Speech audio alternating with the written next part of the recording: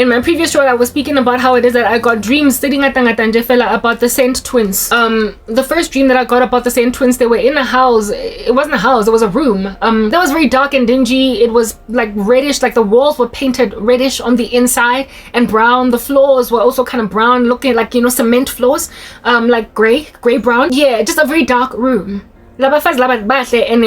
They kept together. They got class. Do you understand what I'm saying? That environment, they were in this room, looking all good and cute with their bonding, their weave or their mropoto. Yet in an environment at all. That room was too dingy. It's a good thing you're tight. I'm not tight with my sisters. I long to have a tight relationship with my sisters, but I don't have one, so at least you got that going down. So in your tightness, find God together. Do you understand? Bali too, they have this conviction. Looking around in this room, understanding that they were like nervous, trepidatious, like, you know, biting fingernails and everything. Bali mo calling of this dirty room. And for me, it's like y'all could have just stood up with all your pretty, walked with all your guai, slipped your weave with all your fabulosity and just gotten out of that room, but they didn't get up. What was that room? Room of deception. Hey, Lama twins, they are aware that they are deceiving people and they're scared of God. Mamelangne girls, I'm here for you. If you're listening to me, which is unlikely.